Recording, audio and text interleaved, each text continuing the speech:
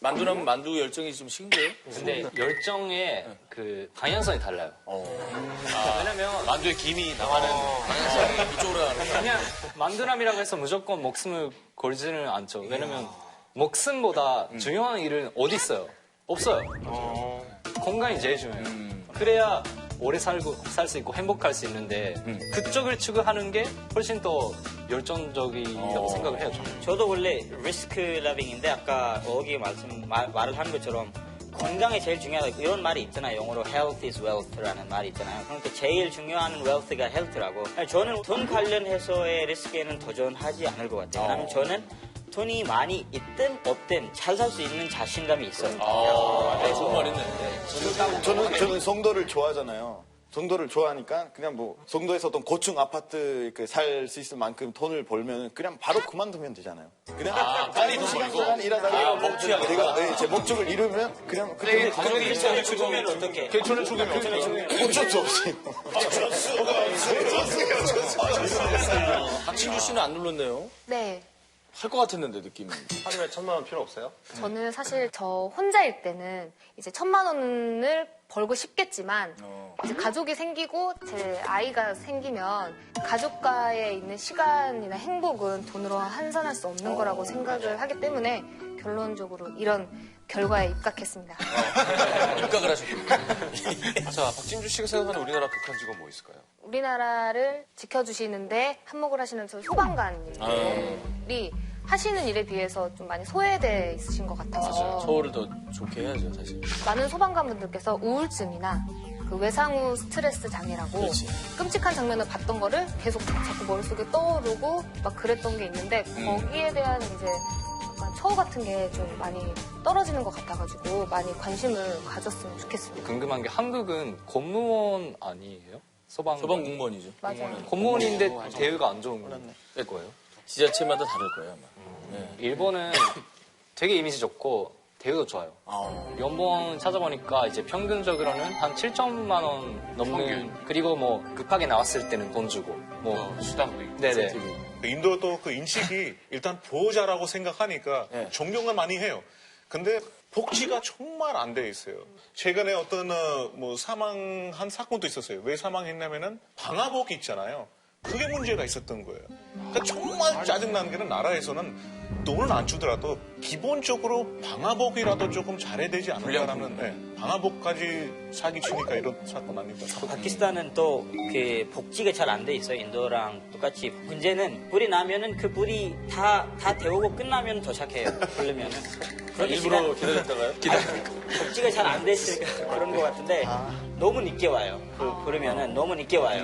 캐나다에서 소방관 굉장히 안 좋거든요, 요즘에. 안 좋아요? 내 친구의 집 어딘가 할 때 제 소방관 친구 소개시켜 드렸는데 자기가 일부러 얘기했는데 겨울에 119에서 전화 올 때 보통 이제 강에서 떨어져서 이제 도와달라고 요청이 오는데 20번 가면 한 번 정도 살아있고 19번 시체로 찾으러 가는 거기 때문에 너무 멀어서 그런가? 그러니까 너무 춥기 때문에 그는 오랫동안 못 버텨요, 사람이. 그래서 이제 그 시체를 찾으러 가야 되는데 이제 심리적으로 힘들다고 하더라고요.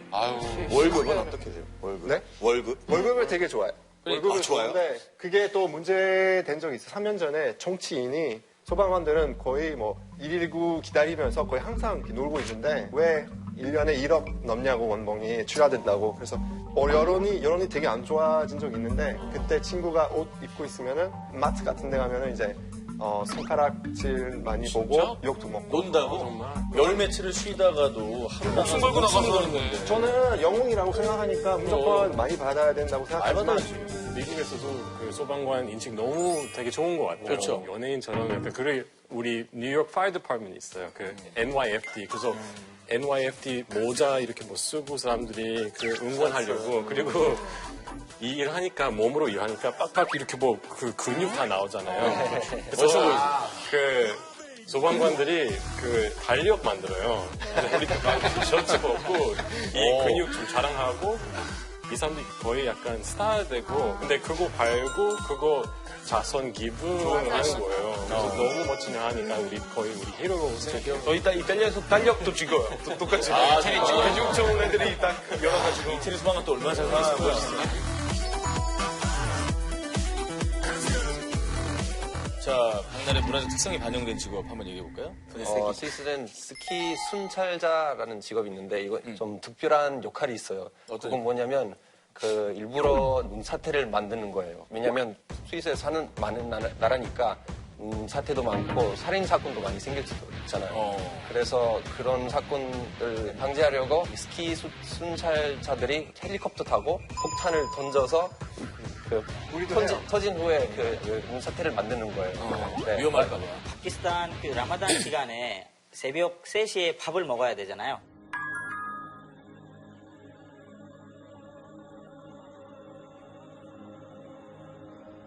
그때 이제 사람들을 깨워주는 직업이 있어요. 아, 귀여운데 뭔가. 소리를 지르는 거예요? 네, 그래서 이제 집마다 가서 마을에 집마다 가서 하즈랏 세리가 타임 호기야 해 앞삽 뿔자해 이런 식으로. 뭔가 되게 따뜻한 느낌. 그리고 근데 이게 목소리로 하는 사람들도 있고 드럼으로 하는 사람들도 있고. 아, 진짜 3시부터 들어간다고. 왜냐하면 그 사람들이 자기도 그 금식을 해야 되는데 다음날에 다른 사람들보다 제일 먼저 일어나서 이런 목소리까지 올리면서 하는 게 너무 힘들잖아요. 힘들지.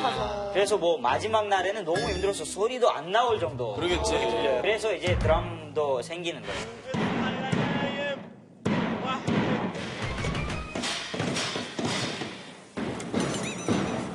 중국 열 부분 지방에서 네, 이렇게 누구 죽으면 옆에서 이렇게 계속 울어야 되는 문화가 있어요. 곡을 같이 해줘. 네네네. 그래서 네, 쌍가집 반대 돈을 파고 이렇게 쌍주를 대신 이렇게 통곡해주는 직업이에요. 네.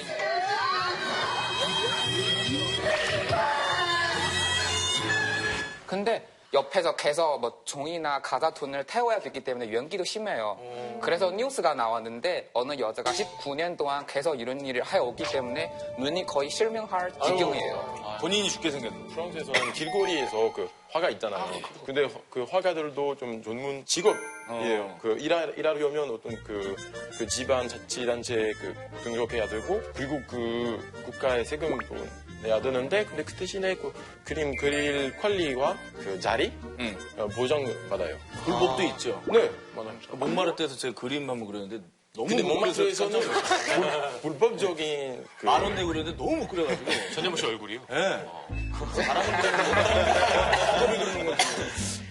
저희가 보고 잘 그린 걸 수도 있으니까 확인을 해보도록 하겠습니다. 사실 그 영화 보면, 할리우드 영화 보면 이제 트럭 드라이버들 많이 나오잖아요. 많이 나오죠. 굉장히 좀 힘든 직업이죠. 네, 실제로 제 친구 트럭 드라이버 한 명 있어요. 근데 한 달에 4만 킬로 운전을 한대요. 그리고 연속으로 130시간 동안 일을 해야 돼 있으니까 ADHD 걸린 사람들이 먹는 약이 있거든요. 집중약이거든요. 그걸 먹으면 잠이 깨니까 그러고 먹고 있더라고요. 수입은? 수익은 되게 좋아요. 너무 좋기 때문에 그런 말까지 나왔는데 트럭커는 교수보다 많이 번다. 진짜. 사실인지 모르겠지만 그런 말은 있어요. 유럽에서는 안 그래요. 네, 유럽에서는 힘들고 그리고 그 덤핑. 우리도 위험해요. 겨울에 그 럭키 산맥 쪽에서 어떤 고속도로가 진짜 롤러코스터만큼 이제 범핑하는데 고속도로 이름이 죽음의 고속도로예요. 알래스카 주에서 아니면 캐나다에서 이 고속도로는 다 얼어서 너무 위험하니까 그 주제 가지고 만든 프로그램이 있어요. 그거 아이스 로드 트럭커즈라고. 그거 관련 그냥 리얼리티 프로그램 만들어서 인기가 너무 많아요. 고속도로 거의 안 보여요.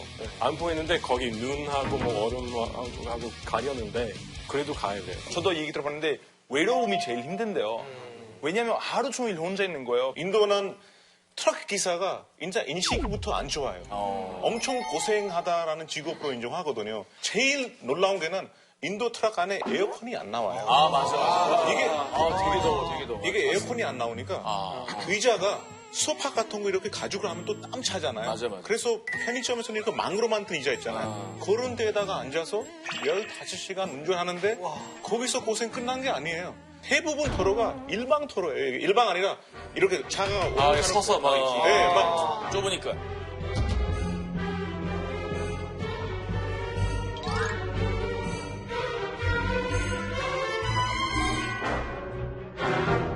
아까 외롭다고 얘기했잖아요. 그러니까 인도나 파키스탄 트럭 기사들이 트럭을 자기 무인처럼 생각해요. 그래서 엄청 화려하게 장식하고 다녀요. 맞아. 엄청 화려하게 다니고 다녀요. 이 예쁘게 만든 것 때문에 파키스탄 트럭 아트가 지금 전 세계적으로 유명해졌어요. 트럭 아트가. 우리나라 트럭가 진짜 아름다워요. 맞아요. 진짜 거기 맞아요. dolce and gabba나에서도 썼고. 자, 각 우리 대표들 해봤던 일 중에 가장 힘들었던 일은 뭐가 있을까요? 자, 저는 멕시코 어떤 광산에서 1년 동안 한국어 동역사로 이렇게 일했었어요. 저는 그때는 그 멕시코에 원래 광산이 너무 많은데 그 한국 기업들이 광산에 관심이 너무 많으니까 멕시코 가서 많이 싸요. 그래서 그때는 뭐 한국 기술사랑 멕시코 기술사랑 같이 동역을 했었는데 뭐 원래 되게 위험한 직업이잖아요. 왜냐면 뭐 광산이 무너질 수도 있고 아니면 뭐 폭발될 수 있는 것들 되게 많은데 근데 오히려 저는 다른 것 때문에 되게 힘들었어요. 그때 부장님들이 멕시코 직원을 혼낼 때 저를 보고 동역해달라고 하는 거예요. 근데 그 문제가 그 부장님이 이거 왜 말 욕하면서 왜 일 제대로 안 하냐 물어봐. 그대로 물어봐. 막 이러고. 이게 제대로 물어봐. 이게 그대로 어떻게 물어봐. 어떻게 했어요? 그래서 저는 필터링. 일단 필터링이 돼가지고 필터링 직원을 보고 부장님이 이렇게 앞으로 좀 이렇게 열심히 일했으면 좋겠다는 이런 상태. 근데 문제가 멕시코 사람을 혼나면 멕시코 사람 열받아가지고 이제 멕시코 사람이 또 욕하면서 아니 그 사람이 누군데 멕시코에 가지고 사람을 이렇게 하면 또 욕이면서 필터링 해가지고 그 대신 예 부장님 앞으로 열심히 부장님이 그러지 않아요? 제일 길게 얘기한 것 같은데. 생각해. 걔가 또는 멕시코 사람들 뭐 장난할 경향이 많잖아요. 그래서 뭐 어느 날 부장님이랑 같이 이렇게 현장에 나갔는데 물어봐 달라고 하는 거예요. 부장님이 이게 정서를 했냐고. 정서를 했냐고 물어봤더니 멕시코에 이런 표현이 있어요. 공주의 엉덩이처럼 깨끗하다. 이런 표현이 있는데 스페인은 어떻게 해요? limpio como pompas de princesa. 프린세사. 멕시코 친구한테 물어보니까 뭐 공주의 엉덩이처럼 깨끗하다 이제 말해. 이러는 거예요. 저를 보고. 그래서 그때도 필터링 해가지고 아니 정서를 했대요. 대단히 깨끗하네. 정서를 많이 했대요. 막 이랬더니 멕시코 친구 저를 보고 부장님 왜 안 웃었어? 왜 안 웃었어? 아니 말하지 않았으니까 안 웃었지. 아니 말해야 동영이야 뭐야 왜 말하냐? 해야지. 동영이야 뭐야? 공주 엉덩이 왜 얘기 안 해? 알았어 얘기해볼게. 그래서 부장님을 보고 부장님 공주의 엉덩이처럼 깨끗하답니다. 이게 뭐야? 그래 소리야. 어렵다. 어려워요. 저도 옛날에 그 여행사 가이드를 해봤거든요.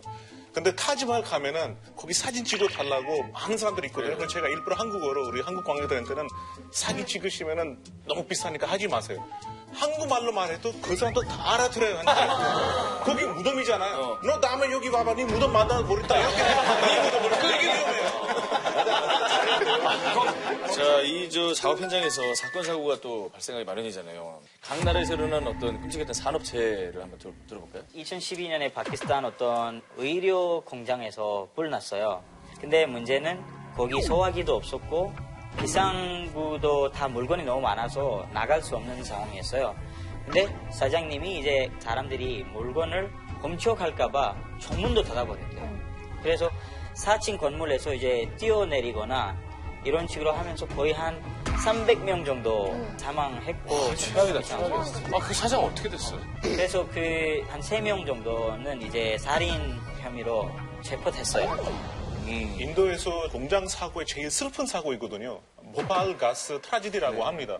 그 1984년도에 화학을 만든 미국 그 유니언 카르바이드라는 회사가 그 인도 공장에 사고가 나서 한 42톤의 독성가스가 유출됐어요. 그래서 그 보팔라는 도시에 한밤중에 잠자는 사람들이 이 독가스를 마시고 한 3,000명 가까이 죽었고 그 후에 15,000명 가까이 죽었다는 사고가 있었어요. 근데 제일 안타까운 게는 그 당시에 거기 있는 CEO 와렌 안데스라는 사람인데 큰 보석금 주고 미국으로 도망가서 이제 재판도 안 받고 아주 평화롭게 죽었는데 그때 이 사건 때문에 거의 570만 명 가까이 사람 소송 걸었어요. 근데 받은 보상금을 1인당 350불밖에 안 돼요. 그것도 25년 후에. 참 답답한 일이에요. 멕시코에서는 2006년에 어떤 광산이 무너졌어요. 무너졌을 때 65명이 150m 밑에 가졌어요. 터널이라는 영화가 있잖아요. 보시는지 모르겠지만 비슷한 사건이 벌어졌어요.